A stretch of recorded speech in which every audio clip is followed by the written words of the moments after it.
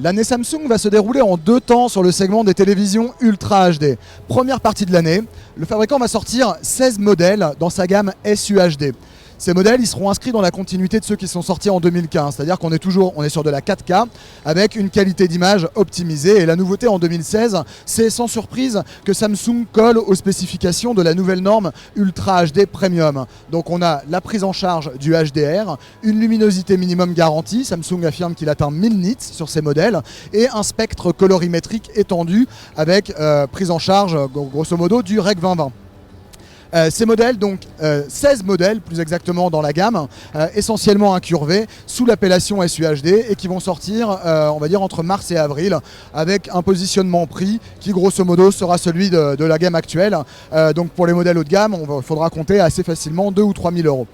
Deuxième partie de l'année, on va arriver sur quelque chose qui est peut-être plus excitant sur le plan technologique. C'est ce qu'on aperçoit là. C'est ce que Samsung appelle, enfin en tout cas revendique l'appellation de télévision la plus fine du monde. Alors on est sur une télé LED, mais qui serait aussi fine que les modèles OLED dont nous vous parlions récemment chez LG. L'épaisseur, c'est de 1 à 3 mm sur la dalle. Alors comment est-ce que Samsung fait ça? Il utilise en fait un Edge LED, donc ça veut dire que le rétroéclairage il est dans la partie basse de l'écran. Et il affirme maîtriser suffisamment bien cette technologie pour arriver à répondre aux standards de ce qu'il appelle son SUHD avec voilà, ce Edge LED. Donc ça sortira dans la deuxième partie de l'année. Pour l'instant, on a des modèles fonctionnels ici et assez impressionnants qui sont présentés au CES. On sera sur de l'incurvé, mais on n'a pas encore les modèles précis en matière de gamme. Voilà pour les écrans et voilà pour les dalles. L'autre nouveauté, elle se situe au niveau de l'interface. Samsung conserve évidemment son système Tizen qui intègre maintenant nativement sur les modèles 2016 SmartThings, vous savez, qui est un peu le hub pour la maison connectée de Samsung.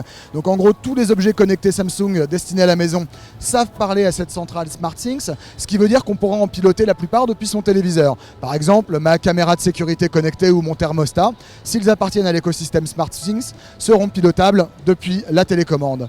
Et cette télécommande, elle s'ouvre aussi, et c'est une nouveauté, je pense qui a moyen de jouer un rôle important dans la bataille de la télécommande, elle devient universelle en fait. La télé va être capable de piloter tous les équipements qui lui sont connectés en HDMI par exemple. En gros, Samsung est en train de compiler toutes les interfaces des Xbox, des box opérateurs, des lecteurs Blu-ray, des amplis de toutes les marques les plus courantes pour que depuis la télécommande de sa télé, on puisse très simplement les piloter avec une interface adaptée. Donc c'est un moyen évidemment très malin de se positionner parce que One Ring to rule them all, c'est la télécommande qu'on utilise au quotidien finalement, mais c'est celle à laquelle on s'attache le plus et Samsung a évidemment envie que ce soit celle de la télé. Et dans cette logique-là, son interface Tizen va maintenant être capable de mettre les contenus qui émanent de sources, par exemple HDMI 1 pour piloter sa box, à l'intérieur de l'interface Tizen pour qu'en un clic ou deux, on soit capable de passer d'une application de la Smart TV à par exemple l'interface de la console. Voilà, résumé très succinctement les nouveautés télé Samsung pour l'année 2016.